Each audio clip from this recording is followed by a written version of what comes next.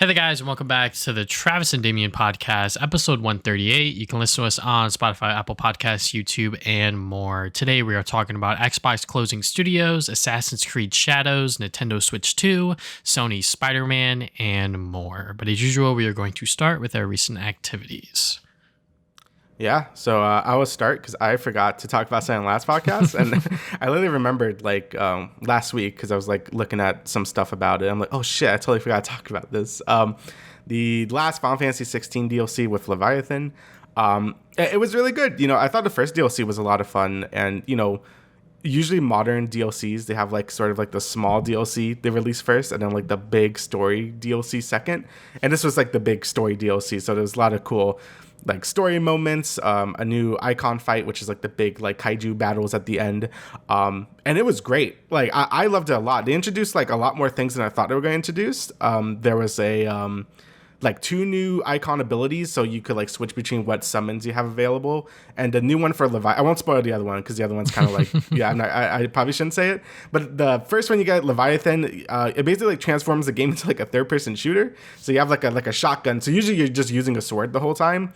With Leviathan, you could basically shoot a gun, and you have active reloads and stuff, and it's super fun. I really like that. I think that's what 16 really needed to keep the gameplay more, have more variety, because my main problem with 16 was that the gameplay got kind of stale after a certain point because you're just using a sword the whole time.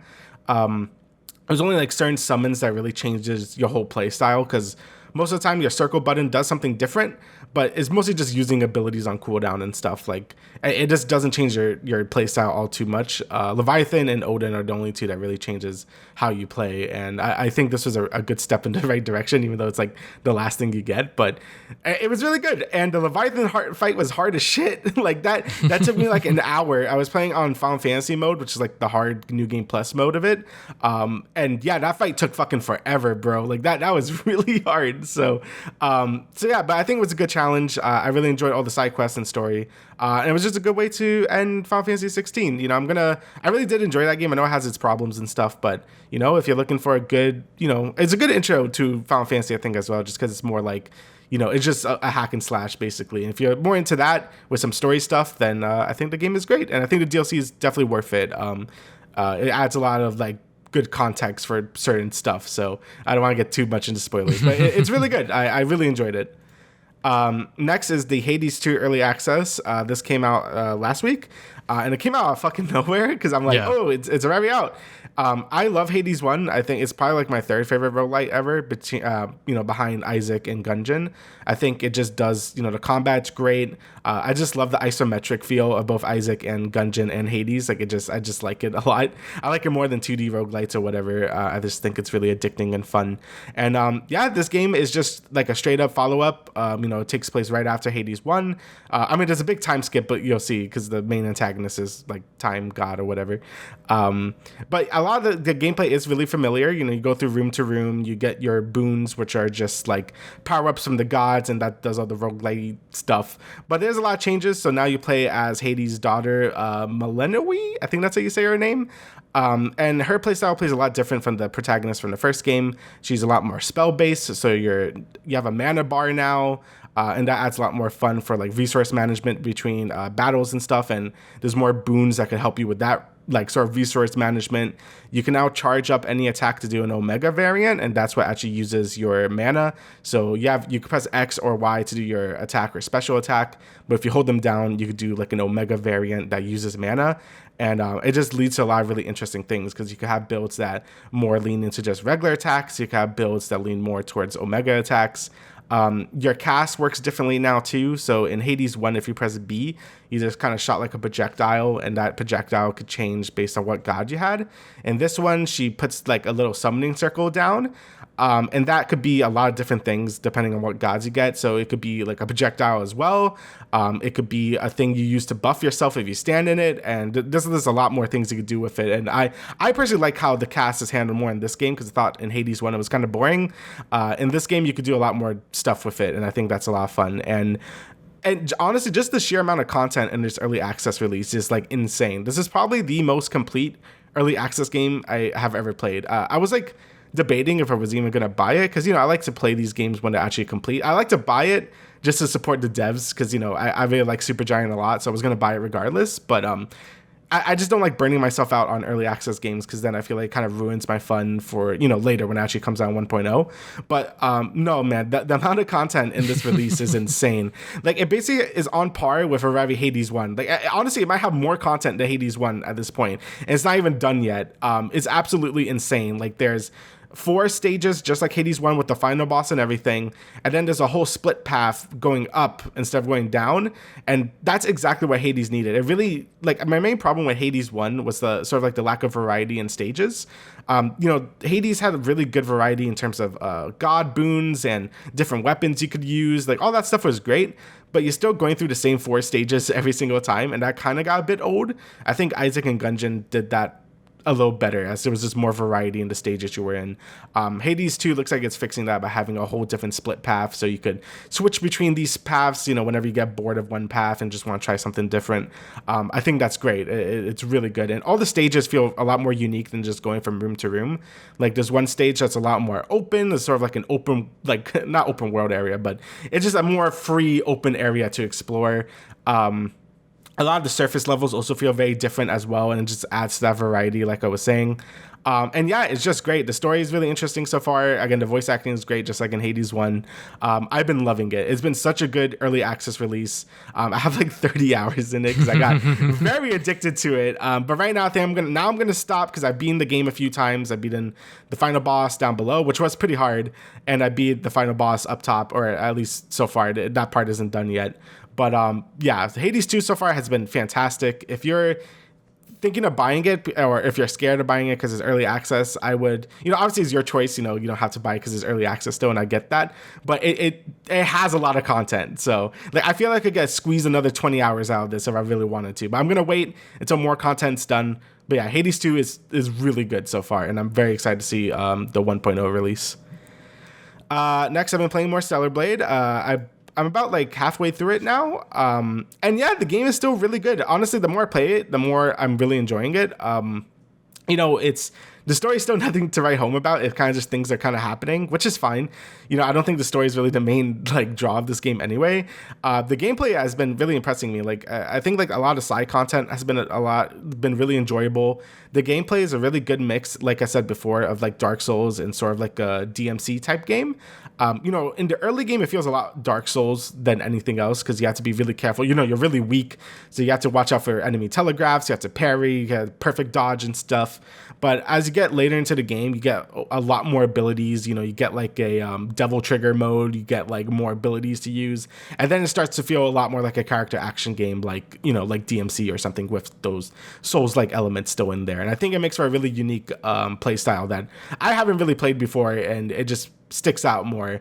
I think all the level design has been super enjoyable. Like, the linear levels are really fun to explore.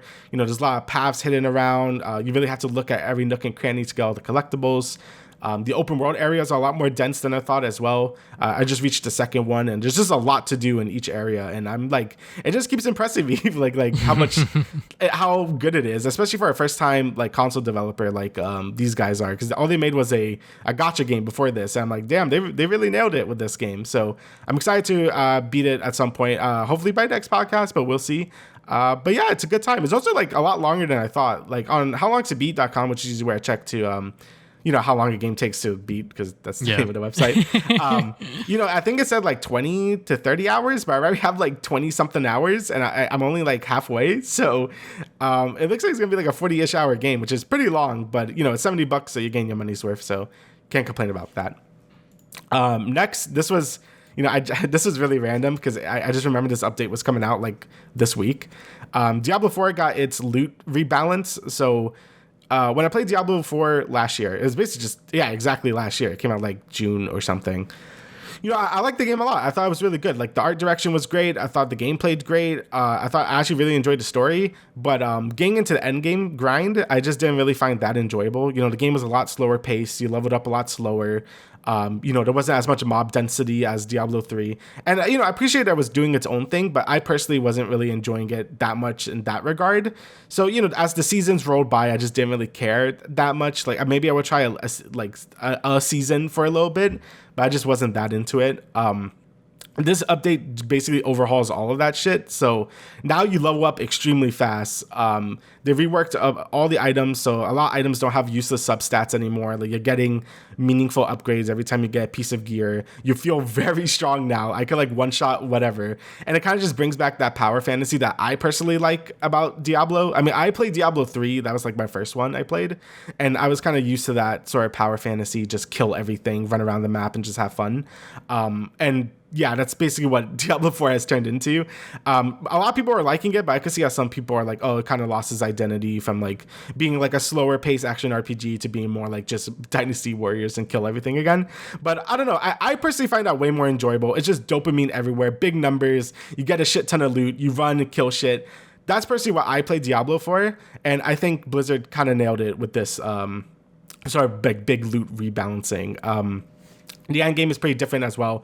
I haven't gotten up to that. I mean, I haven't even gotten up to that in the base game. So I'm excited to see how that changes as well. But I've been hearing a lot of good things about the end game stuff. So yeah, I think Blizzard did a good job. And I'm really excited for the expansion that's supposed to be coming out, I believe later this year. So yeah, I went from not that excited about any of the future updates for this game to being really excited. I think they really nailed the feel of Diablo 4 finally, just making it feel more like Diablo 3, which again, I know has its problems, but whatever. I like it. So, and next, I actually have a movie here. That's pretty rare for me. I know. So, The Kingdom of the Planet of the Apes came out, and that was a trilogy of movies I always wanted to watch. Was the new Planet of the Apes movies? I always heard good things about it, and it's always been in the back of my mind. I kept seeing clips on it on Twitter and stuff. I'm like, you know what? Fuck, I'm just gonna watch it because I should just do that. I should watch a movie for once.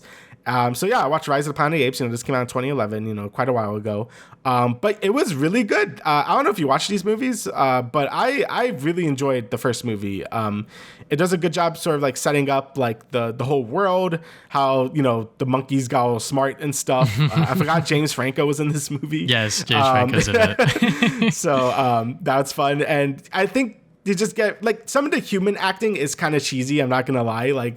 Some of it is pretty over the top and stuff, but that's whatever. I think all the ape stuff was done extremely well. A lot of it was done with no dialogue. The CG looks fucking amazing still for 2011. It just looks really good still.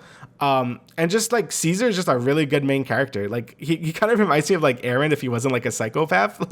He wants to lead his people to freedom and stuff, but he still doesn't want to kill any humans. He just wants to have this society of apes to live in because he doesn't have a place to belong in this world. Because he was given this super intelligence, but what is he supposed to do? He can't work a job. He has to get a society, right? So I just thought the nonverbal stuff was really good. I know that kind of goes away in the sequels because they start talking, which is fine. But this movie has a really good vibe to it that I really enjoyed a lot. And the way it sets up for the sequel and stuff, because I was wondering how did the humans go? There's spoilers for a over 10-year-old movie society, but. I'm how did the humans die to the apes? That doesn't make sense. But there was a pandemic that happened, the same thing that made the apes smart, basically are killing all the humans. But that makes sense because I was always wondering. I'm the apes will not win against humans with nukes and shit. But yeah, that makes more sense. So yeah, I'm actually really excited to watch the next two. I know the next two are even better than this one. So yeah, it's really good. And yeah, hopefully I could catch the new one in theaters before it goes away. But we'll see. So yeah, it was good. It was a really good movie. Yeah, I watched this one. I forget, it was a Netflix rental or something like that. This is how long ago it was. But yeah, all I remember is that James Franco's in it. And the ending was kind of anonymous or whatever. Not anonymous, but kind of scary in a way. Where it's shit, this getting real. But yeah, I definitely want to rewatch these movies and maybe catch the new one in theaters. I don't know. It's obviously 3 movies you have to watch and then the new one. So it's a big time sink, but yeah, I keep hearing so many great things about these films, and I'm glad that the new one is doing so well because it just shows that people like franchises still. It's just that they need to be done well. You know, hint, hint, MCU. Yeah. Despite them being on top for so long, you know, people are sort of losing steam with the superhero genre as a whole. But, you know, it's a whole topic for another day. Yep. So what have I been doing? So I guess I'll start with the movies, obviously. So I went to rewatch Star Wars Episode 1 in theaters because my girlfriend is a huge Star Wars nut. And I was like, this movie sucks. But she's like, no, it's good. And I was like, all right, fine. I'll sit down and watch it with you because we both have A-lists. Because the ticket was like $15. And I was like, damn. And because of that, it made like $1 million in the box office. And I was like, okay, yeah, Star Wars fans, they want a new film. They want something to watch in theaters. And you know what? I don't blame them. But this film is still bad. I mean, everything that you could imagine from your previous watches of the movie, where it's like, you know, the politics are boring. It's just a boring movie until like the cool pod sequences happen. And then obviously the fight at the end with Darth Maul. Yeah, pretty much those are the highlights of the movie. Jar Jar Binks, you know, I'm over it. He's not like insufferable, but I'm just like, okay, yeah, you know, this like CG guy just talking to me all funny or whatever, you know. But yeah, Star Wars Episode 1 still as bad as you probably remember it, but if they do Episode 3, I will be there. Just because, you know, Episode 3 does slap. Yeah, I watched that in theaters when I was a kid, but obviously I was a kid and I also fell asleep and I spilled water on myself because I remember my neighbor's mom, she had to clean up after me because I was like fucking out of it. I was like, what the hell's going on? Anyways, side tangent. Obviously, Spider Mondays has been continuing, and I watched both of the Amazing Spider-Man movies with Andrew Garfield, Emma Stone, Sally Field, directed by Mark Webb. And I still remember watching these movies in theaters. The first one with my brother and my dad, and obviously the second one with Damian and his brother. So, you know, I still have fond memories of watching this film in theaters. So, you know, a lot of nostalgia is there. But honestly, I feel like this cast for Peter Parker, Gwen Stacy / like the love interest, and Aunt May is like damn near perfect. Even like Martin Sheen as Uncle Ben, because I still remember I cried in theaters watching this movie for the first time. And I don't know why. I was just like, I know Uncle Ben's going to die, but I still cried while watching it. Maybe it's because I saw it with my dad and everything like that. But, you know, just watching these movies again in theaters, the rewatch experience was so much fun. Obviously, the major problem with both of these movies is the fact that they focus so much on Peter's parents.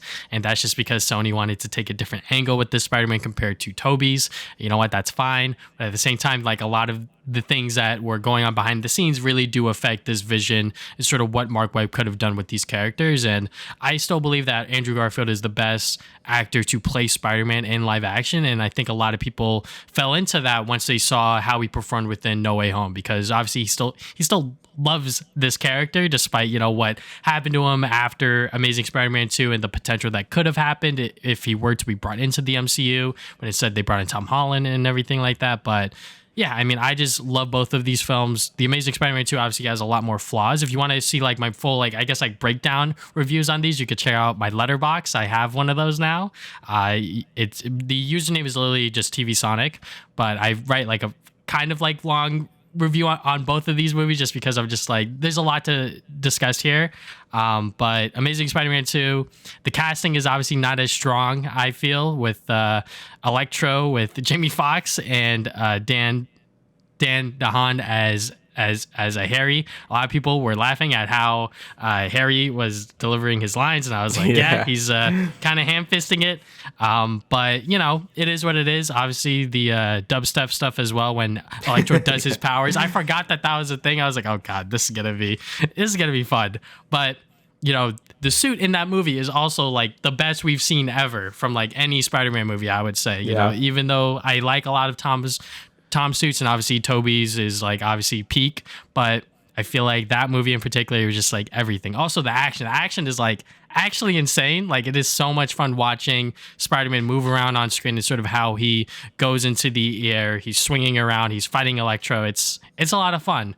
Obviously the story elements are not that great. There's a lot of shit going on, but you know, if you haven't watched these films in a while, give them a second chance, rewatch them. I think they're on potentially Disney Plus, maybe even on Netflix still. I have no idea, but I think they're on Disney Plus. Yeah, so you can watch them somewhere, hopefully at home, if you couldn't catch these within theaters. But it was a great time, and I am going to see the Tom Holland films in theaters just because fuck it, why not? Let me just fill out the rest of this Spider Mondays deal. But yeah, then I've been playing some games. Actually, Damian, do you want to say anything about Spider-Man or anything like that before I move on? All I say is everything everyone said about Amazing Spider-Man is basically true. The movies are kind of bad, but there's a lot of good elements to them still. That's why they're kind of complicated to talk about. Andrew Garfield as Spider-Man is good. I mean, I don't think I like him too much as Peter, but as Spider-Man, I think he does nail it, and you could tell he really enjoys that role, especially in Spider-Man 2. I think they really nailed it's probably the best they nailed Spider-Man as more like a comic character. Whenever he's doing wacky shit, I'm yeah, that's really good. It's just all the other side stuff that isn't great about those movies, and that's why they feel more frustrating than anything, because they were really close to being really good, but they just kind of got messed up by the end, and it just makes me a little frustrated every single time I watch them, because I'm just it could have been really good, but it just really missed that mark. And I know when because everyone always dogs on the Tom Holland trilogy of Spider-Man stuff, even though I do think they're objectively better than the Amazing Spider-Man stuff, but it still is there's good qualities of it, but it's like saying that with Star Wars Episode 1, right? They're not good movies, but there's good parts to them. I think that's fine. You could be nuanced about it. The internet is very it's all in on being shit or all in on being good.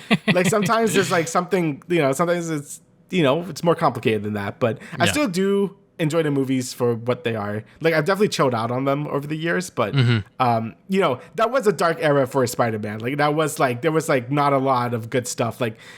Spectacular got canceled, that stuff came out, all the games kind of sucked for a little bit. It was a pretty dark time to be a Spider-Man fan, and once the Tom Holland stuff came out, it started to be a lot of great Spider-Man media again. So that's kind of why I also kind of associate it with bad times. It wasn't great to be a Spider-Man fan during that time, but yeah, that's my little side tangent on that. Yeah, I mean, I just keep thinking that we had fucking Emma Stone play Gwen Stacy. I was like, man, we almost had everything. Fuck, and also it was almost great. Yeah, and also seeing her death scene again, I was just like, fuck, man. Even though everyone saw it coming and sort of everyone knew what was gonna happen because they brought in Green Goblin, I was like, man, even watching the scene itself, it was so emotional. It was so quiet in the theater for the most part. But it was just man, fuck. Yeah. Anyways. Let's talk about the games I've been playing. So I finished Resident Evil Village. So I don't think I ever talked about Resident Evil 7 Biohazard on here, but me and my girlfriend were still going through the Resident Evil games, and we just finished Village. We finished Biohazard / 7 a while back. So I guess I'll just talk about them both because they're pretty much similar in gameplay. Obviously, these stories vastly different. Resident Evil 7, I think that is a very solid Resident Evil game. Definitely brought them back on the right track to do the survival horror stuff. It does get kind of scary at times, and the jump scares are everywhere, and I think that the story overall is pretty solid. Resident Evil Village, it's more of the same in terms of gameplay. There's some other stuff that they add in there, you could buy weapons, you could buy upgrades, and all of this other stuff sort of within Resident Evil 4. Yeah. So I was like, oh, okay, that's pretty cool that they're doing that. And obviously the way that it's structured is very more open, I would say, compared to Resident Evil 7, because Resident Evil 7, you're very much within that house and that region area. Yeah. And then within Village, it's an actual village. There's a lot of shit that you could explore and do. There's a lot of boss fights, but the story gets a little wacky, I will admit. I knew what was going to happen within 7. I didn't know a lot of Village, even though I watched both of Some Call Me Johnny's reviews. I guess I just forgot. But in Village, towards the end, I'm not gonna spoil it, but it gets really fucking crazy. I'm what is happening here? There's a lot of stuff happening. Characters are revealing their true origins and all this other stuff. I'm okay, so why wasn't this told to me earlier? Or certain things like that. So if you played the games, you know what I'm talking about, but still, both of these games are very solid. If you want to get into Resident Evil, I don't blame you for starting here. My personal gripe with these games is that it's actually in first person. I know that Village adds a third person mode, but I feel I'm not as connected to Ethan Winters because it's in first person. I don't know if that's just me. That's how me and my girlfriend felt, because it was just when we were playing Resident Evil 2 and 3, the remakes, we can see the characters. We can see Leon, we can see Claire, and sort of understand I guess have much more of a connection with them. But with this game, it's just Ethan, and I think in Village he's a lot more emotive. If that's even like a word, he's very much like a character there. I feel like at 7 he's just like, I need to save Mia, and that's it. And I'm like, all right, bro, do what you gotta do. But both of these games are great, fantastic. Even though that I wish that they went certain directions better or whatever. But I hope that whatever Capcom does for the new Resident Evil games, it sort of sticks within this formula. Yeah, like I haven't played 7 or 8 for myself yet. Like I want to. I've watched them like a shit ton of times. Like especially 7, I've watched like so many times. But I feel like the problem with Ethan is like, yeah, I think he probably should have stayed as like a kind of like a blank character, because it's like, it's first person, so it's like you can kind of like put yourself in that position. But I think they kind of lost that when he started becoming his own character in Village, because then it's like you might as well just be third person at that point, because I feel like being first person was to give that sense of like, okay, you're the one going through this shit, you know what I mean? Like I think that was their idea with 7. But when he became more of a character in Village, it's just kind of like, well, you might as well make it third person. And I think more people prefer the third person at this point, especially because the other remakes did so well, and I think they might pivot back into third person. I don't really know, but I think with that DLC in 8, I think they're ready to move on from the first person stuff. But I think it was a good experiment at the time, and I think 7 is exactly what that series needed. Because I've played Resident Evil 2 remake, 3 remake, 4 remake, and 5. Those are the ones I've played. And by the time 6 is like kind of bad. So like I think they really needed like that fresh restart that 7 was, and I think it really provided that to like, okay, we're back to being scary. You have limited resources. You're not shooting machine guns everywhere. Even though I like that, but I think Resident Evil needed to pull back a bit. And I think 7 and 8 did a good job going back into that. I haven't played it for myself yet. I really want to, so I need to get on that. But I think they're pretty good. But I think they might go back into third person whenever RE9 comes out or whatever the fuck they're doing. So I guess we'll see. Yeah, definitely very, very good so far. And I hope that Capcom continues, because I know they just dropped RE4 remake. So, there's some wiggle room there. And lastly, I have been playing God of War Ragnarok, mainly yesterday. I played like over 8 hours, maybe even 10. I don't even know. I played a lot yesterday, admittedly. But yeah, God of War Ragnarok. I believe I'm almost at the end. I swear to God, I think so. I think I'm like 3/4 away. Obviously, I have my girlfriend watching, so like sometimes she's like, "Yeah, you're getting there," and I'm like, "All right, fine." All right. Do you have a certain? Yeah, so like I guess I could say it without necessarily spoiling it, but Kratos did the big thing, if you will. Yeah. I'll talk to you after the show. Yeah. But so Kratos did the big thing, and I was like, oh, okay, like that's pretty hype. I've already done a couple of things as Atreus, which was something that I had no idea that I was going to do often, which was play as him. And it's pretty cool. Honestly, I think that the fact that they made him his own character and him go through his own sort of storyline and sort of his own character development, I think was fitting, because obviously when he's with Kratos, he has to stick to a certain way. He has to be, this certain thing. And, when he's on his own, he's like, oh, I could be myself. I could figure out what this world within the 9 realms has for me and sort of what it means to be Atreus. And I was like, okay, like this is cool. This is very nice. When it comes to my opinion of God of War 2018 compared to this game, I very much like Ragnarok a lot more. With 2018, it's a good game. I'm not exactly in love with it. I think I'm getting there with Ragnarok, where I'm like, oh, okay, like I really do like this game. It's sort of like there's a lot of Metroidvania elements that I super duper enjoyed that makes this game really stand out from the previous God of War series that was just hack and slash or whatever. I'm sure 2018 had that stuff, but I feel like it's really strong here, where it's like you'll see certain things, and like once you get like a certain gadget, weapon, whatever, and then you could do it, I'm like, okay, finally, like now we can now explore this new area. And like the game does take you on those paths to explore that new stuff, even though like you might leave that area, you'll come back to it later. And I really like that, because it's like, oh, okay, like it makes the world feel kind of smaller than it actually is, because there is like a lot of shit to explore and a lot of things to find.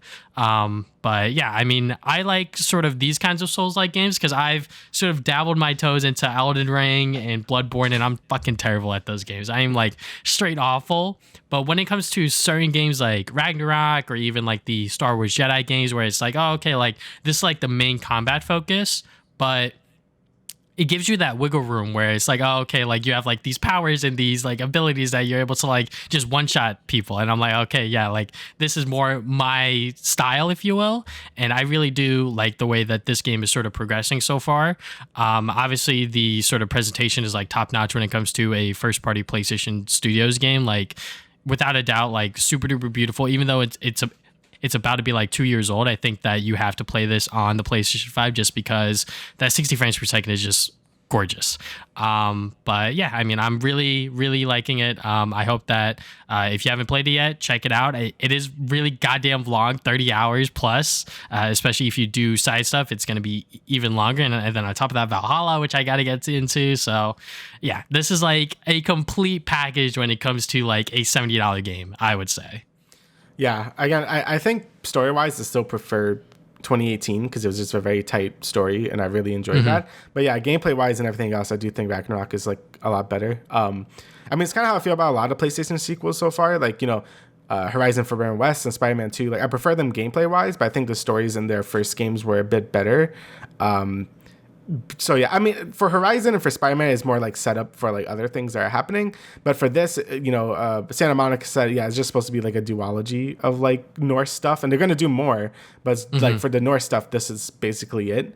So I still think the story is good, but I still think 2018 was just like a tighter focused narrative or whatever. But yes, the gameplay wise, I do think it is like a lot better. There's just more stuff to do. You know, I really like the Atreus parts as well. Like I know that's pretty like controversial. Especially a certain part where like you don't really play like a lot. You're like riding on a yak. I know people really didn't like that part. I don't know. I liked it. It kind of gave a lot of character to Atreus and to the other character as well. Like, I don't know. I enjoy that part. I know some people get really pissy about stuff like that. Like whenever you have to walk as Peter Parker and Spider-Man and stuff. Like, what's the point? I don't know. I've always like the slower moments. And I don't know. When you're playing a Sony game, you have to realize that, you know, the more cinematic adventures and you're going to have the slower moments like that as well, right? You're not going to have always action all the time. Even though some people prefer that, which is fine. But, you know, when you're playing these Sony games, you got to know what you're getting yourself into. And I always know what I'm getting myself into with this stuff. So, but yeah, Ragnarok is a great game. And again, I think Valhalla made it even better. So, you know, maybe not immediately after Ragnarok because you'll probably be burnt out from the game. But I definitely do recommend going back to Valhalla after a bit because it is very good. And especially if, you know, for you that played all the original God of War games, you're probably going to get even more out of it than I did. So, yeah. Yeah, I mean, you know, I think that with that part in particular with Atreus' story, I definitely was like, can we like get a move on? Like just a little bit like towards the end because I'm like, we've been here for like a few hours. Yeah, and it's long, I kind of want to get back to Kratos to see what he's doing. But yeah, that's another thing that I like about the story is that like you don't know like what the other character is doing once you play as like Kratos or Atreus respectively. Like it's like, okay, like what is Kratos doing? Or like what is Atreus doing there, you know, kind of thing. So, you know, I really do like that, you know, sort of like, I guess like mystery to it. And you will learn about like what they do later on and hopefully that they're telling you the truth. Cause that is sort of like a big story thing where it's like, you know, Kratos and Atreus are obviously going to butt heads a lot just because they have sort of their ideas of what they want to do within the situation of like Ragnarok coming, if you will. So it was a lot of fun. You know, obviously I still have like probably like maybe 10 more hours. I'd probably less than that if I'm guessing. But yeah, hopefully I am able to finish this game sooner rather than later. Yep. All right, so now let's get into the general news of things. There's been a lot of stuff happening within the industry. So first up, we got Nintendo. They announced that there will be a Direct coming in June. And on top of that, we will learn about the next Nintendo Switch console or the successor to it before the end or before I think March 2025 or whatever. It's like the financial fiscal year or whatever. So it's like, okay, we'll learn about it before that date. So, you know, kind of interesting that they decided to just announce it in a tweet and everything like that. I'm sure that they've been getting bugged about the whole Nintendo Direct thing, like when is the next Direct, et cetera, et cetera. But they also clarified that they will not talk about the next Switch in this Direct as well, because I'm sure that, you know, Nintendo fans are crazy and they are very rabid and very I guess, horny for the next console. So they are just like, all right, guys, shut up. This is what we're doing. Okay. So stop asking us. So, it makes sense. I think that they have probably a few more games that they want to make for the Nintendo Switch before they move on to the Switch 2. And whatever the Switch 2 is, I'm sure it's going to be more powerful than the original. But, how much more powerful? Because obviously they have always been behind, if you will, when it comes to console generation. So I wonder what they're going to do for this new console. Yeah, I mean, there's been so many leaks and rumors, and like, I just want to see the thing at this point. I mean, like, the big thing is like the power level is supposed to be the same as a PS4 Pro. Like, that's the main rumor that's been going around, which is fine because I feel like, a lot of games haven't really been even using the full power of the next gen consoles regardless. So I feel like that's a pretty comfortable place to be at. Obviously, like, do people want more powerful consoles? Yeah, but, Nintendo's never been about that. And the other rumor I've been hearing everywhere is that they like delayed it internally to Switch 2, so they have more games for it coming out, when it launches, which is fair. You don't want a console coming out with nothing, a lot of the time. And I think the Switch actually did a good job doing that. Like they had Breath of the Wild and Mario came out that same year, like that was great. And I think they kind of want to do the same thing with the Switch 2. Like maybe they want like a new 3D Mario has to be coming out. Like it's been a while. Yes. So like either as a launch title or as or launch year type game, and maybe Metroid Prime 4 maybe somewhere. So yeah, I don't know. So they got some exciting stuff in the pipeline. We obviously won't see a Zelda for quite a while because Tears of the Kingdom just came out. So but I think a new 3D Mario is definitely on the table for this thing coming out. So I'm just let them cook. The Switch 2 or the Switch rather has been like their most successful console like ever apparently. Like I saw all the numbers and shit. And I'm like, yeah. I mean, it's been a fantastic console. Like I think anyone telling you otherwise is like, you're out of your mind, bro. Like people say, oh, but the UI has no soul. The Wii U has a soul. I'm like, what the fuck are you talking about? Like, did it have games? No. Like the Switch has been absolutely one of my favorite Nintendo consoles now. Like it's been just banger after banger. Like it's been such an insane ride with this thing. So, but I am, ready for a new Switch at this point or a new Nintendo, whatever. So, however long they want to take, they want to make sure this is not another Wii U situation. I am totally down for it. Cause yeah, obviously Nintendo could survive another Wii U event, but yes, it wouldn't be good for us. So hopefully they don't go down that route. Hopefully they know exactly what they're doing, and they could deliver this next Switch game, Switch console, successfully without any hitches, and we'll see how that goes. But yeah.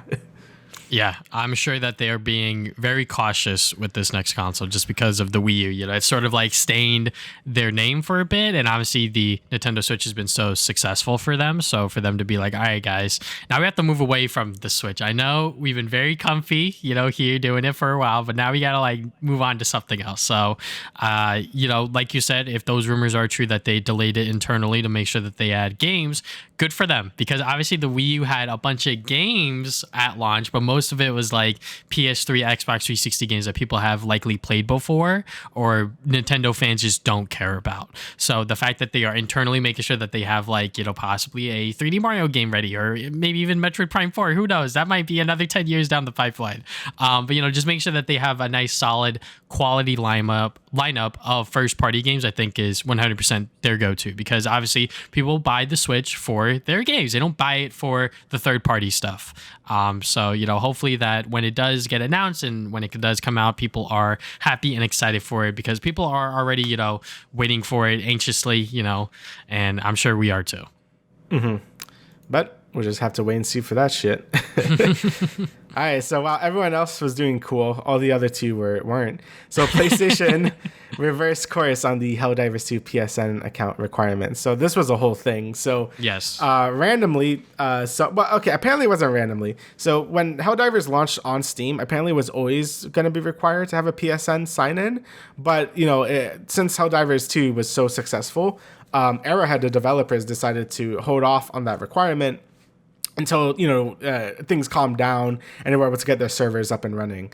So they delayed this internal thing to happen, but apparently it was always present. Like apparently on the Steam page before all this happened, it said you needed a PSN sign up and all that.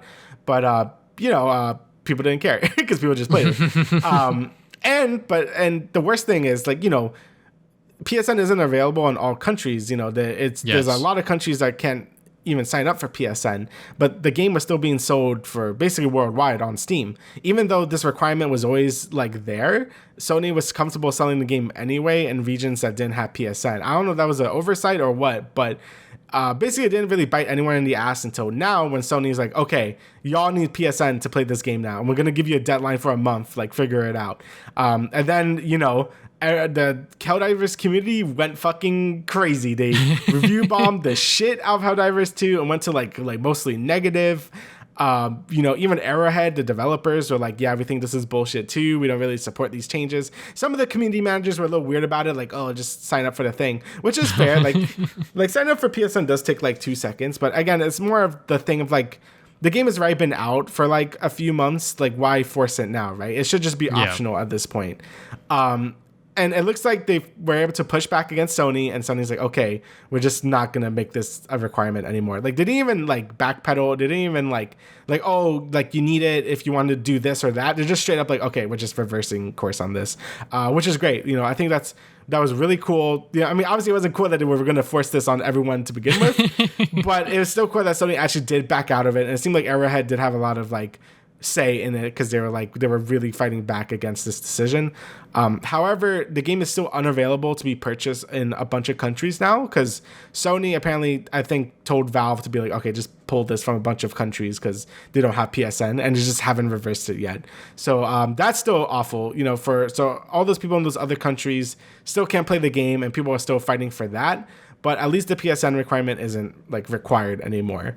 In terms of me, like I don't really care too much about account creation. Like, it's annoying, but I'll do it because it's like whatever. But I know for a lot of other people, it's like, just not a thing they want to do, which is fair. I think it should always be optional. Like if you buy it on Steam, it should just use your Steam account and that's it. Yeah. But because people just don't want to deal with a shit ton of different accounts and all that. But I am happy that the community did win out in the end because, yeah, it was kind of bullshit to begin with, Like, Sony just wants to do this to boost their PSN numbers, and, like, that's basically it because of how successful Helldivers has been on PC. But, now they ate shit, and now they're like all right, well, don't fuck with these guys because they're crazy. So, yeah. Yeah, I mean, this was insane to see how fast they sort of turned on Sony and PlayStation. It was like, yeah, no, you guys are stupid and we don't like this. So they just review bombed the hell out of it. And I mean, obviously, we both live in the US and most, I guess most of the player base live in a country that has PSN available. But obviously, to those people that don't, it's like, well, I put like hundreds of hours into this game and now I can't play because I have to sign up for this stupid account that is required for me. When I was playing it, it wasn't required. So, I think that this was obviously the very right thing for them to do because if they wanted the players to keep playing the game, well, you have to sort of listen to them in this regard in particular. So, to all those people that were saying, like, oh, like people are being, bitchy or whiny or whatever, it's like, well, you have to think about like the overall community as a whole because it's like, okay, yeah, like we can sign up for PSN and we already have PSN accounts, so it's no big deal. It's just a simple, connect, sign in, whatever. But for those other people where it's like PlayStation accounts aren't even available to them, yeah, that becomes a huge issue. So I'm glad that they reversed it. This was definitely like a huge sort of uproar, for once bullying works, guys. Yeah. Against these mega companies. So, glad to see that this panned out. I know that someone at Arrowhead encouraged this and then I think they got fired or something like that. So shout out to you for being the martyr to sort of allow the players to continue and enjoy this game. But yeah, I mean, it's been a minute since me and Damian have both played Helldivers 2 respectively. I think that it is a fantastic sort of PvE multiplayer game, but I guess for us personally, it's just, something that we'll go back to eventually, but glad that players are still able to play it without the PSN sign-in. Yep. All right, so now we got some more dire news. No, bro, this sucks ass. This was so random. So on May 7th, Microsoft just announced that they would be closing Arkane Austin and Tango Gameworks and also I think another Bethesda studio. But yeah, I mean, the main two is Arkane Austin and Tango Gameworks. So obviously Tango Gameworks, they worked on Hi-Fi Rush and The Evil Within. And Hi-Fi Rush was pretty good, all things considered, especially for a shadow drop on a Microsoft mainly platform. It was like, okay, yeah, like people were raving about the game. They were talking about it very highly. And now Microsoft is just like, yeah, no, you guys are dead. We are just going to close the studio down. And obviously Arkane Austin, they worked on Redfall, and Redfall was not good. Probably the biggest financial failure of the modern day Microsoft Xbox era, I would say. And I think at the time when Redfall failed, they were like, we're not going to close Arkane Austin. We're not going to do anything like that, shit happens, right? And then I guess now they were like, well, never mind. We are going to close them down. So obviously people losing their jobs sucks. But I think that on top of that, just closing down a whole studio that had these really different and unique titles out there is just another blow, especially to the e-gaming community. And I think that just the whole idea of like these big studios thinking about like the AAA mentality, where it's like these games have to be, part of a franchise already, or they have to be, sort of a big success. It has to sell millions and millions of copies for us to deem it a success. That's fucking stupid. Because obviously like something like Hi-Fi Rush, because I think it was like days after someone at Xbox or Microsoft was like, we need games like Hi-Fi Rush to make sure that we are sustainable or some bullshit like that. And I was like, so why the fuck did you close the goddamn studio then? It makes no goddamn sense. So, Microsoft, they've already been in a rut for a minute now, and for them to make this move now is even more concerning. Yeah, like this news like really sucks, especially because like obviously Tango Gameworks, that really sucks because I loved Hi-Fi Rush. Like Hi-Fi Rush was so good. It was like in my top 5 last year. Tango has went through the games weren't like perfect, but they were definitely unique. Like Evil Within 1 was like okay, but it was a pretty good like spiritual successor to like the old Resident Evil games. And Evil Within 2, people loved that game. And Ghostwire Tokyo was kind of like a bomb, but again, Hi-Fi Rush was like super good. Like I loved that game. It was like so creative, so fun, so colorful. Like it was like, man, like this game is great. And they got a shit ton of reward. I think that game got more rewards than fucking Starfield did. Like, and then they decided to close it down, which is like insane. That was probably the most successful Xbox game of last year, and then they closed that studio down. And it seems like everyone at Tango was really caught off guard from that. Because again, like you said, a lot of people on Twitter, like all the Xbox reps were like, the game did great, like it did good. And the developers at Tango seem to be pretty proud of Hi-Fi Rush and how it did.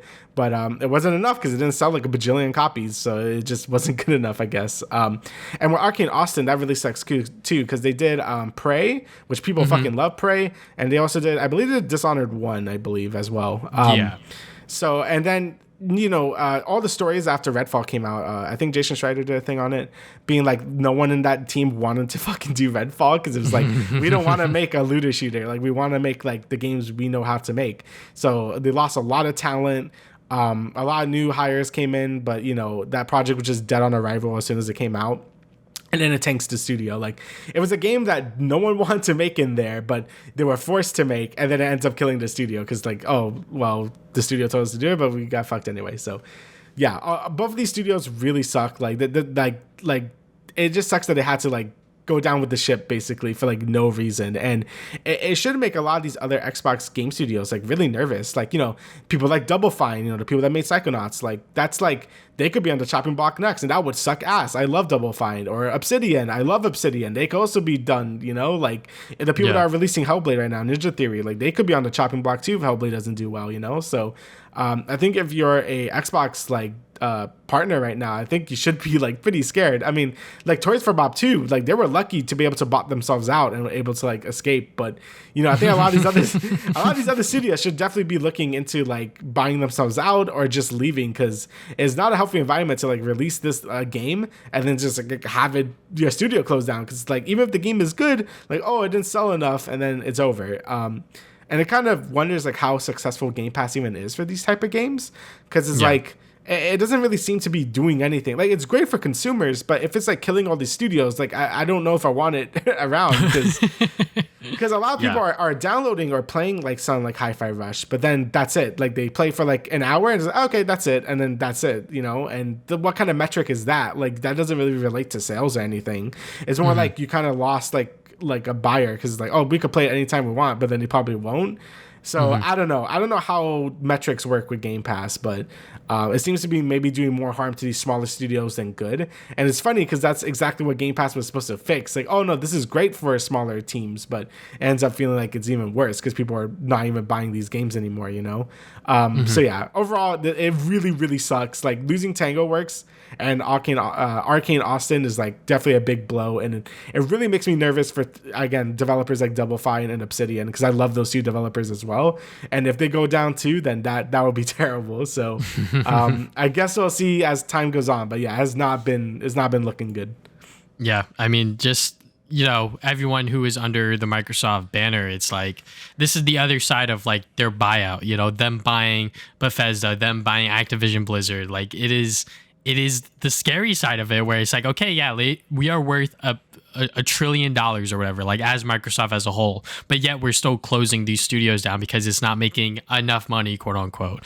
And yeah, I mean, it sucks that these studios now have to sort of work on these games knowing that like this may be my last, because Microsoft is very trigger happy with like letting them down and like letting them go. Arcane Lion, that's the other Arcane studio within France. It's like, shit, you just saw your American brethren just fucking close down shit. Like if Marvel's Blade happens to fail and doesn't meet expectations that they want it to meet, well, I guess we're donezo too, because I'm sure that they're gonna make a great Marvel Blade game.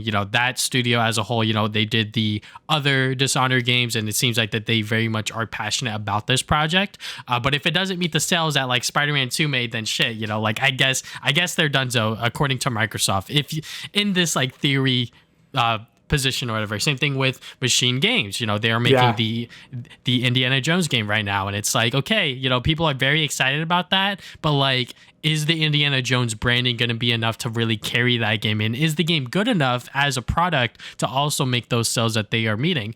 Who knows? I just hope that whatever Microsoft does from here on out, they are very much more willing to give these people room to fucking breathe and actually allow them to make mistakes, because mistakes happen. And it sucks that when you see these little guys and these studios and these developers who actually make the games lose their job, lose their livelihood, and sort of like the higher ups and everything like that are sort of thriving. And people are calling out Phil Spencer or whatever. Sort of just like it's under his leadership, yada yada yada. And it's like, I'm sure that like he didn't want to do this, but I'm sure that the people above him were like, you got to like do something, because like we're losing money, yada, yada, yada. And like, they just don't get it. They don't understand sort of like the gaming ecosystem and everything like that. Like, I get it. Redfall was ass. Like, let's be fucking for real. Yeah. Redfall was ass. But Hi-Fi Rush was very good. So why the fuck are we closing that studio down? And, I'm not saying that Arkane Austin should have closed down. I think that they should have been given another chance to make something good, make something that they were actually wanted to make, because obviously Redfall was something that they didn't want to make. But yeah, hopefully that Microsoft is able to get their shit together, and that these studios and these developers are, able to sleep at night is all I ask, Yeah, it kind of shows that I feel like they mostly made this acquisition just for like Call of Duty. Like they kind of just wanted all this for Call of Duty and Candy Crush, the King developer. And that's it. I feel like everything else was kind of just there, like as baggage, especially with the Bethesda stuff, because all these are Bethesda like studios, and they're just like, we don't really need that. All we really wanted was Elder Scrolls and Fallout. Like everything else could like kind of fuck off. So that's kind of where we're at right now. So hopefully that's not true, because I want these developers to keep doing cool games, but at this point, it ain't looking good. So Microsoft has been going in a downward spiral this whole generation. It's been happening since the Xbox One, honestly. So yeah, since I use games debacle, people keep going back to that. I keep going back to that because I'm like, man, that's ever since they went down.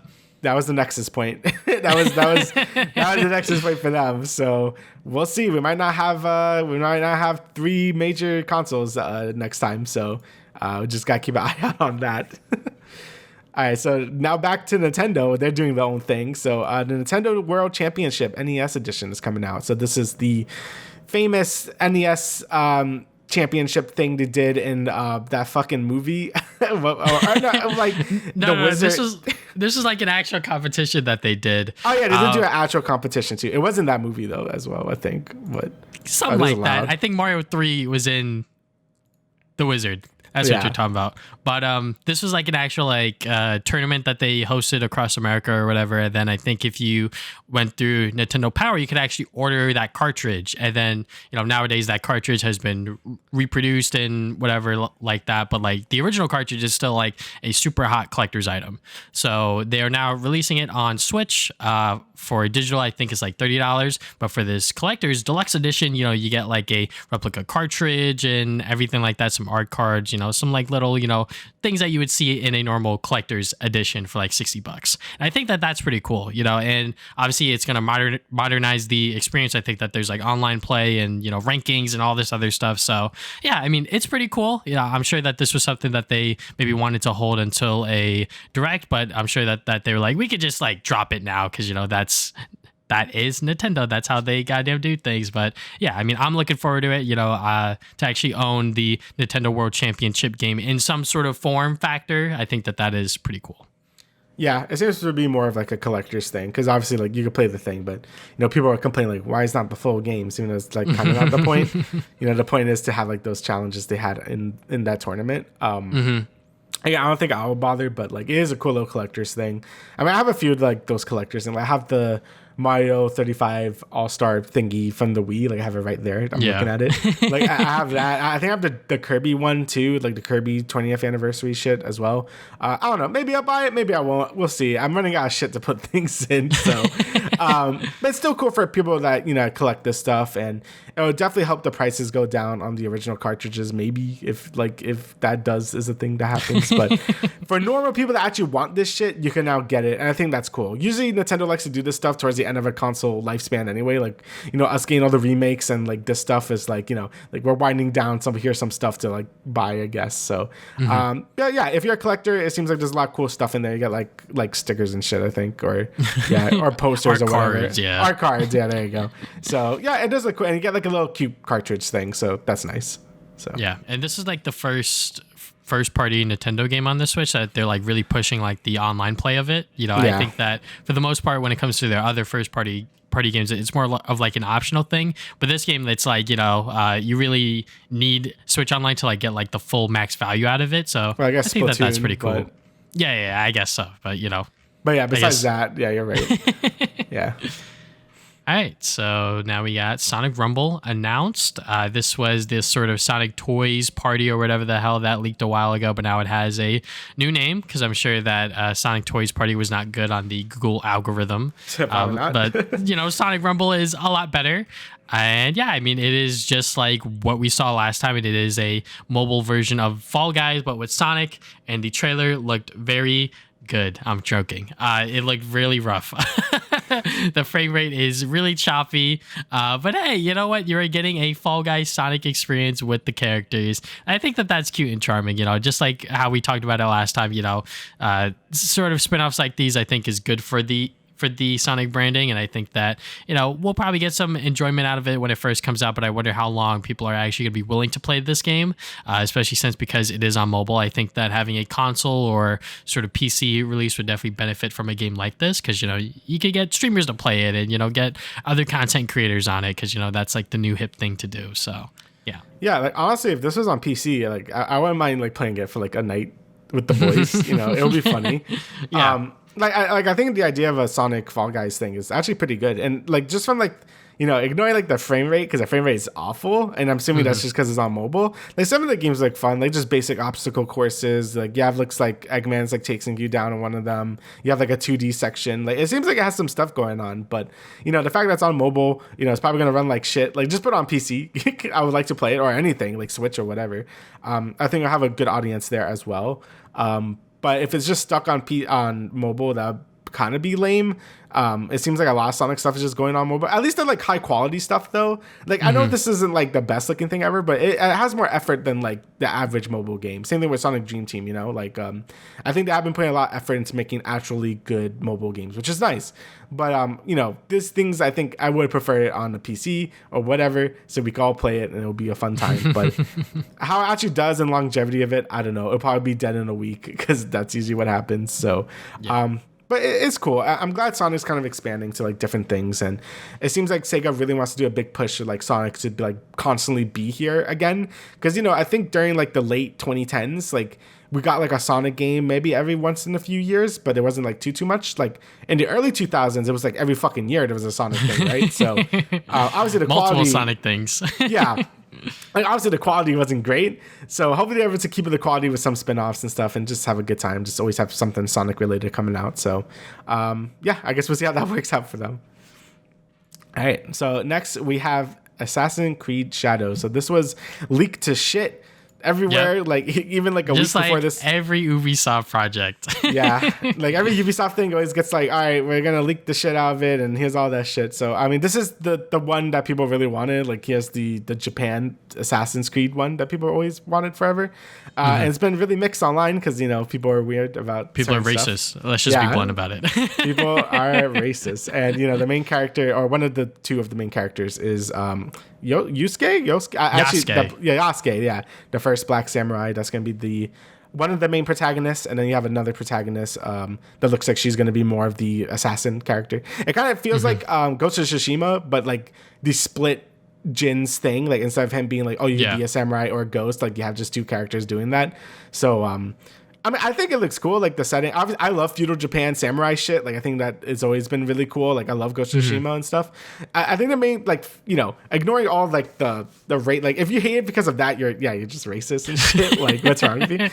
It's more just like the fact that if the game is going to be actually good or not. I know Valhalla had a lot of issues of it just being way too bloated and stuff. Like, it was just like the epitome of a Ubisoft open world game. So I'm hoping this game is a little more, more leaner. Like, it has more interesting activities to do. Maybe the map is smaller, but things are more interesting.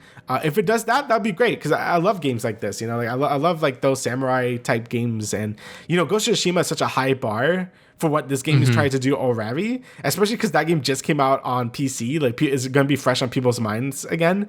So I think this game has a lot to prove when it actually does come out. I think this has a lot to prove with Ubisoft in general. Like, I don't even hate Ubisoft as much as other people do. Like, I think they do.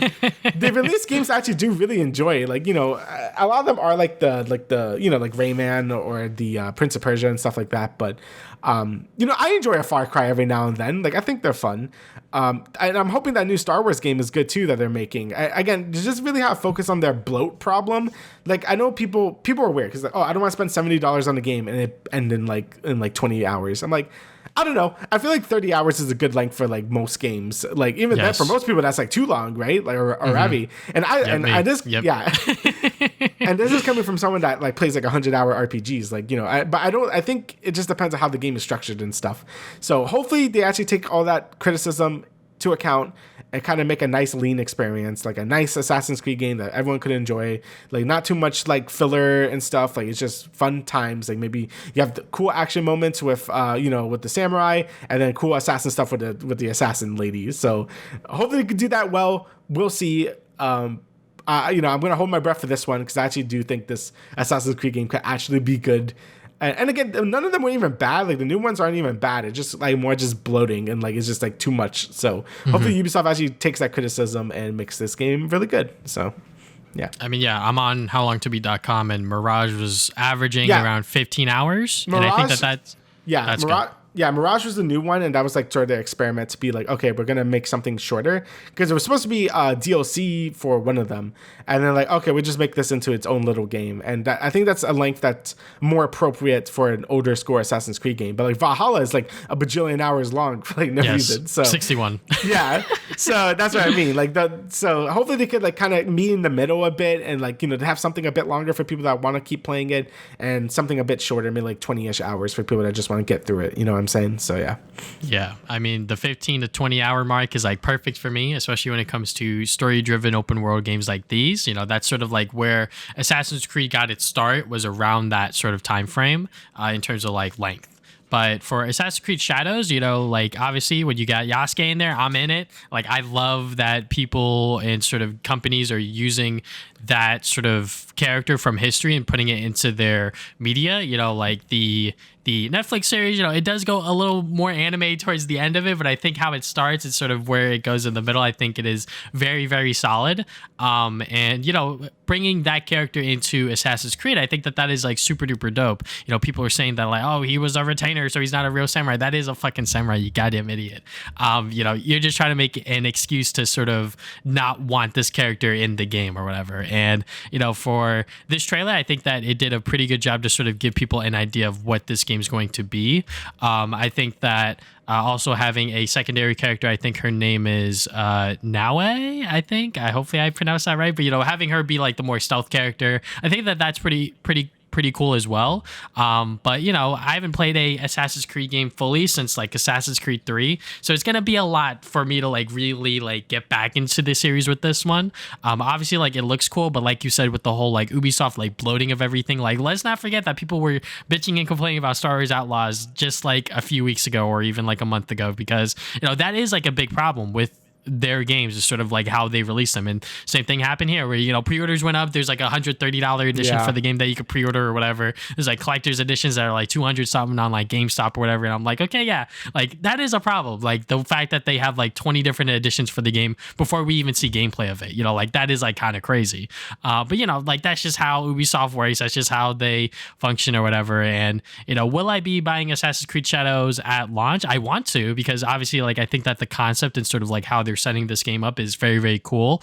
People have been saying it for years, maybe even a decade at this point, that they want a Assassin's Creed game within Japan. And since then, like you said, we got Ghost of Tsushima and a few other games that's set within Japan. And for this game to now come in and be like, hey guys, we're finally doing it, it's like, are you actually going to keep people's attention for it, kind of thing? And are they going to do it well? Because Ghost of Tsushima, I love Sucker Punch Productions, so I'm a little biased here, but I love that game. It is so goddamn good, and I want to replay it later this year for like a retrospective or whatever. But hopefully Assassin's Creed Shadows is able to deliver.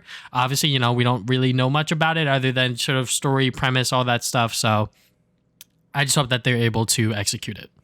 Yeah, because I think Ubisoft has been kind of not doing so well in terms of sales either. So I feel like if this game doesn't do super well, or the Star Wars game, I feel like we're definitely going to see layoffs like the next year. Because I think the Avatar game didn't sell as much as they wanted to, even though it was pretty good, I heard. I've just been waiting for it to go on sale because like Ubisoft games always go on sale. I know Prince of Persia didn't do super well, even though that game was actually really good. So yeah, they've been kind of like in a slump in terms of sales. So I think they're really relying on Star Wars and the new Assassin's Creed game to really do well here. I know they just canceled the new Division game or whatever. They just did that.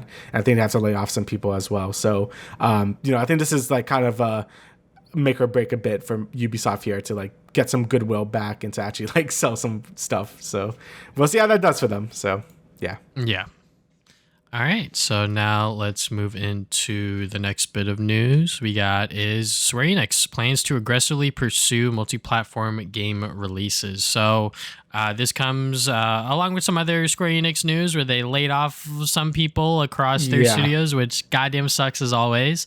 But with this news in particular, with how Square Enix has been operating, I don't play the game, so we'll let Damian talk about that when we get to it. But a lot of their games recently have been exclusively on PlayStation. I'm sure PlayStation cut that check. It was like, all right, just make I almost said Assassin's Creed, Final Fantasy games, just make it only on PlayStation. Here you go. Here's the check. Make them exclusive for however many years. And you know what?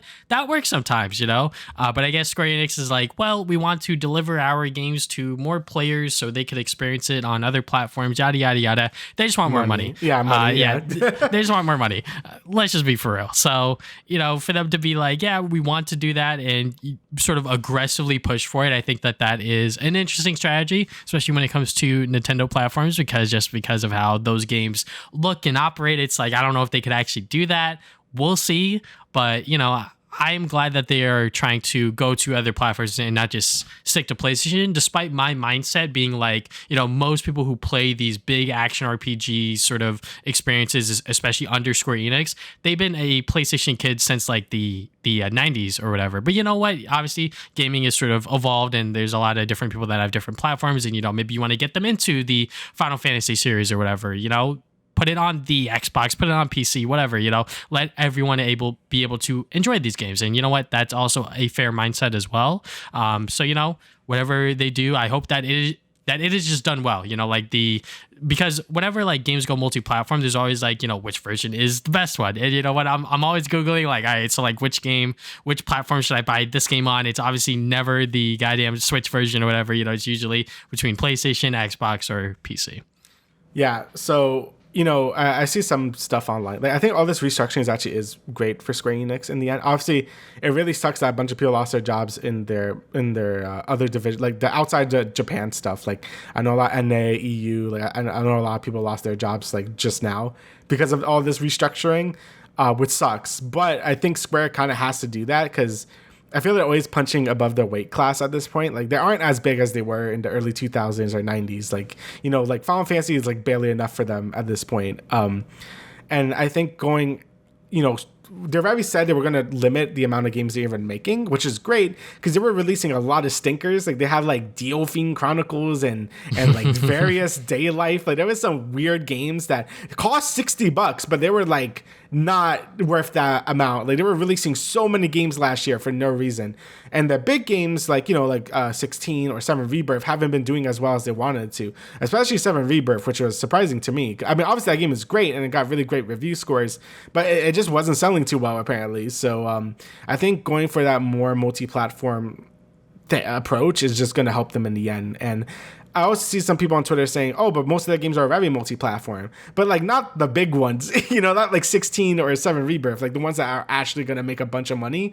Those have been just on PlayStation this whole time. And it's specifically on PS5, which, it was doing well, but the sales has definitely stagnated on that console recently, just because there hasn't been that much of a reason to actually buy a PS5 for a lot of people at the moment. Like the hype kind of wear down on the PS5 and people are just like, don't really care as much anymore. So I think approaching different stuff is going to be great. I think especially PC. Like, I think PC has been such a huge force for gaming lately. Like, we see Helldivers. Like, Helldivers has been like killed it on PC, and like almost every other Sony game has been killing it on PC. So I think releasing it on Steam, specifically on Steam, because Square also likes to release stuff on Epic. I'm like, they just want to shoot themselves in the foot every single time. So and it sucks because Square has been making great games recently. It's just like, you just gotta not be dumb about releasing them. So hopefully this stuff has really like makes them have a good future, because I want them to go through that Capcom arc where they have just releases banger after banger. There's not too much controversy. They just release good stuff. Like, that's kind of what I want from Square at this point, because I think 16 and 7 Rebirth were fucking great. Same thing with Remake. Like, they were all really good games. So I want more people to play them, and Square not to go under, hopefully. So that'll be very sad, because Final Fantasy 14 is like my favorite game ever. So hopefully all that stuff works out for them in the end, and hopefully this restructuring makes Square into a stronger studio, because they still got stuff being developed. They still got Giant Quest 12 coming out. They still got Kingdom Hearts 4. So hopefully that stuff does well, and they release them multi-platform for everyone to enjoy. So yeah, I see this as mostly a good thing. Again, still sucks so many people lost their jobs, but the gaming industry has just been in the shit. So I think shakeups are just going to happen at this point. So, but yeah, still really sucks that any of this has to happen to begin with. But yeah. Alrighty, so next we have a bunch of superhero stuff now, because that was a lot of gaming stuff. So Marvel would be limiting itself to 2 or 3 movies and 2 shows per year, as the Disney CEO says. So this is good, because I feel like our main issue with the MCU is they've been releasing way too much shit. Like, obviously now they haven't been, which is great. That we already haven't been. I don't think there's been one Marvel thing. Like, there's been X-Men, which people are really liking. Mm-hmm. And I think just Deadpool this year, and I think that's it. Oh, Agatha, I think is supposed to be coming out at some point. Yeah, but no one cares about. Yeah, no one fucking cares. so yeah, like, I think they really are doing a good job this year of like sort of like not making it so bloated. And like we were saying with the MonsterVerse or the Planet of the Apes movies, like, I think if you just don't release a movie every fucking year. Like, if you release a movie every 3 to 4 years, people would be like wanting to see that movie again. Like, you know, with Godzilla X Kong, is like, you know, I think it was already like 3-4 years since the last Godzilla movie came out, and people were excited to watch it. It's like, yeah, I'm ready for more Godzilla. If you release a thing every other year or every year, people are just gonna get sick of it. It's kind of why I'm kind of hoping the Sonic cinematic universe doesn't follow that same thing. Because if you're releasing a movie and a TV show and it's just too much for people to follow, or you just get so oversaturated with it that people just get sick of it and don't want to look at it anymore. So it's important to space out your stuff and let people breathe with it, make good products, and then people will watch it. So that's all they really have to do. And, you know, just make good movies. Like that's all you gotta do. Easy. Yeah, the last Marvel movie in theaters was The Marvels, and that was in November of last year. So, you know, it's been a hot minute. I think that, you know, for Bob Iger to be like, yeah, you know, we're going to try to limit our stuff now. You know what? It is what it is, you know. I think that it makes sense. You know, we've talked about it constantly when it comes to the MCU and sort of like their oversaturation, and the moment that they were able to get their Disney Plus shows going, they like rapid fire like shot them out, and it was like a little too much for a lot of people. And I think that's where you lost even more people, because, you know, there were some of us who are obviously still watching, and then you had those people who were still like trickling around, like, you know, let's see what WandaVision's about, let's see what Loki's about, etc., etc. And, you know, most of them either fell off or they only watch like what they hear is very, very good. So for them to get people who are invested in like everything again, it's going to take a lot. I don't think it'll ever actually happen again, just because people were so invested in Iron Man, Captain America, you know, sort of like that sort of squad of heroes. Now it's like, okay, well, their stories are done, they're probably never going to be within the MCU again. It's like, okay, well, now we have to build that back up again, and they tried to very fast, very quickly, and it obviously didn't work out. So, you know, for them to be like, okay, we're going to try to limit it to 2 or 3 a year, I think that is still like kind of high when it comes to movies for me personally. I think 2 years fine, but I think 3 might be stretching it a bit, who knows. And then when it comes to the TV shows, you know, I just hope that it's just good shit. You know, like a lot of their goddamn shows have just been mid or like really, really bad. You know, like Secret Invasion was like probably the worst thing that they ever made. And, you know, it still ties into the whole MCU with like everything that happens within that show. And it sucks because that show is like really, really bad. But then you get some pretty good shows like Loki season 1 and 2, Miss Marvel, even Hawkeye to a certain extent, you know, like, you're going to find some really good shows and some really bad ones within the MCU catalog. And, you know, if they want to make sure that everything stays stagnant and, you know, everything is actually quality stuff, you know, this is the right call to do it. You know, I guess later on we're going to talk about Daredevil Born Again, because that has a official release window of like March 2025, which I guess I'll just talk about now. Obviously, I fucking love Daredevil. Go ahead, talk about it. You know, I love Daredevil, and I've been looking at the goddamn set photos and sort of seeing like what they're talking about, you know, see what Charlie Cox and Vincent have been talking to the press, and sort of like what happened with the whole mid-season change, where it was like, yeah, like Marvel wasn't going to touch anything from the Netflix shows before, but now it's like, okay, now they're just bringing it in, and now they're calling back to a lot of the stuff that happened previously. And I'm like, okay, yeah, we're just getting Daredevil season 4, and I fucking love it. Will it actually stick the landing? Who knows? It's only going to be 9 episodes, and I think that that's actually enough.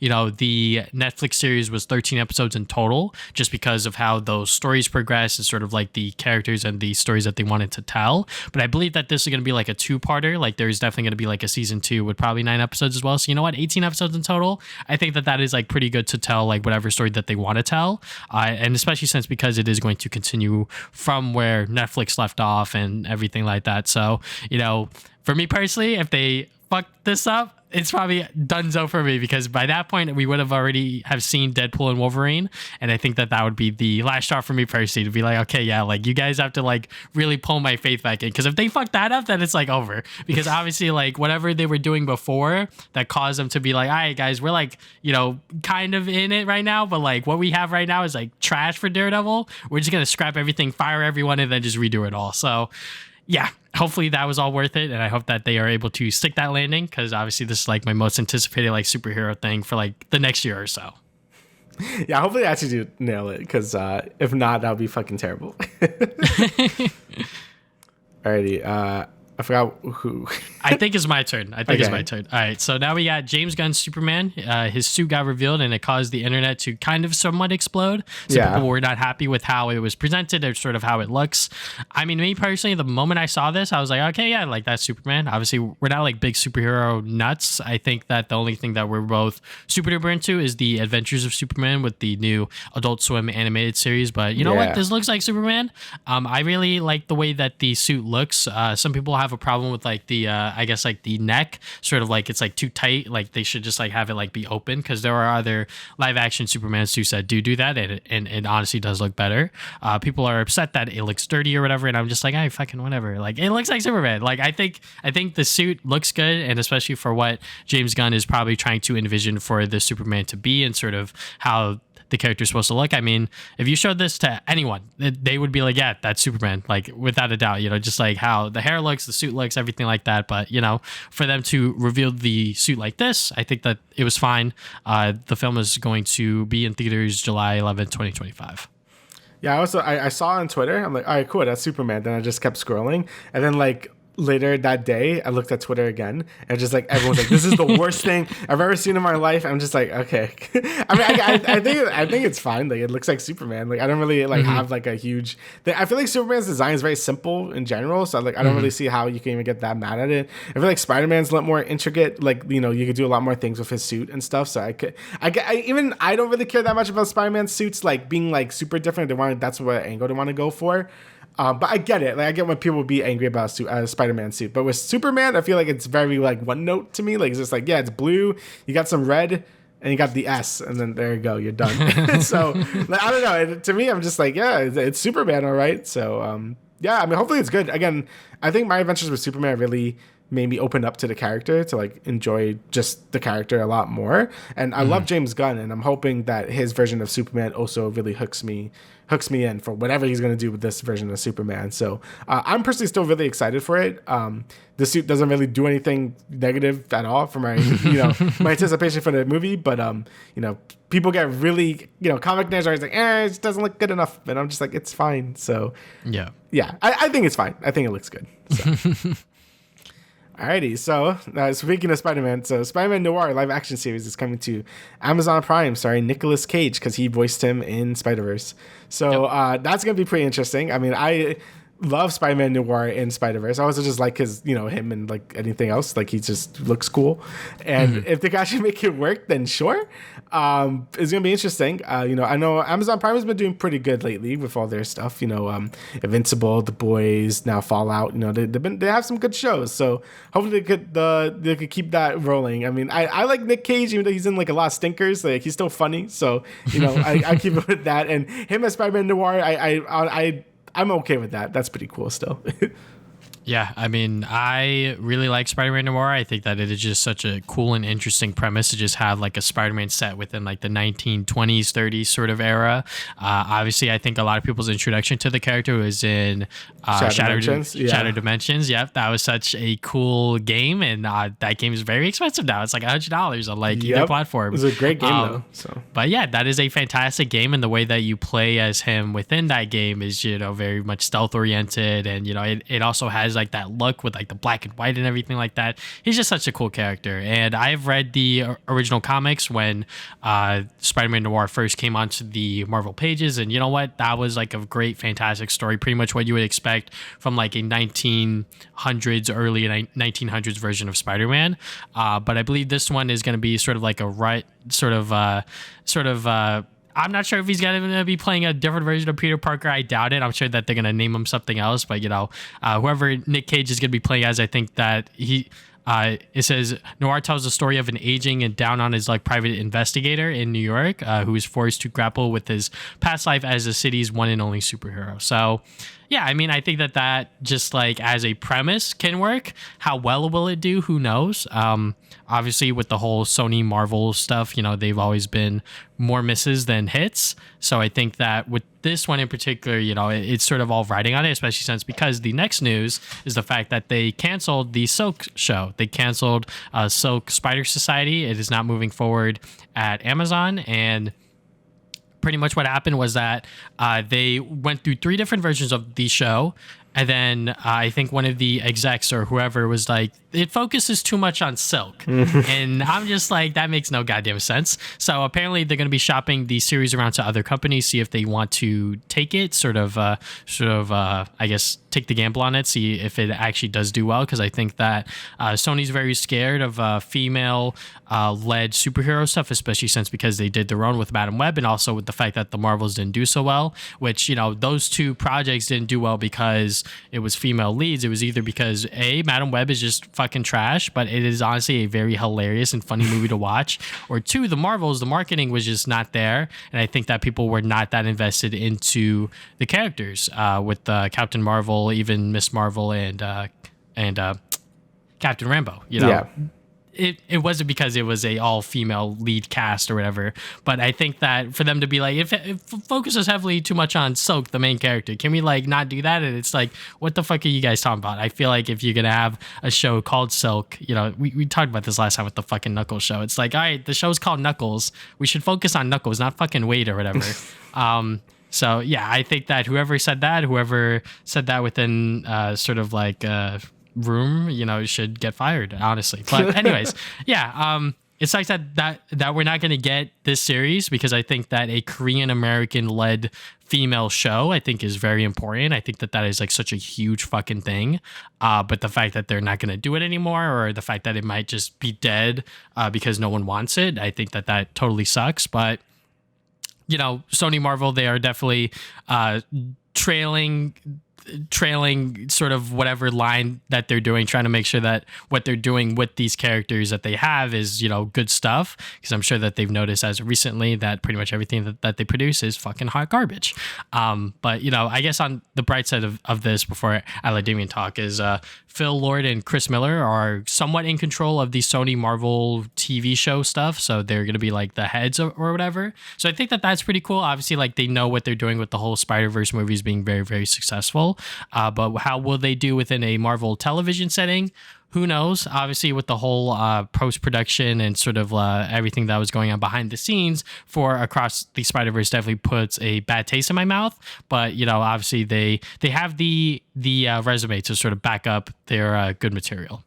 Yeah, they do good stuff. Just got not kill everyone making this stuff, So that would be appreciated. In terms of the Silk stuff, I mean, I feel like they've been really pushing for Silk, and I feel like after a certain thing from a certain project, I won't say because I guess it's still a spoiler, so I won't say it. But you know what I'm talking about.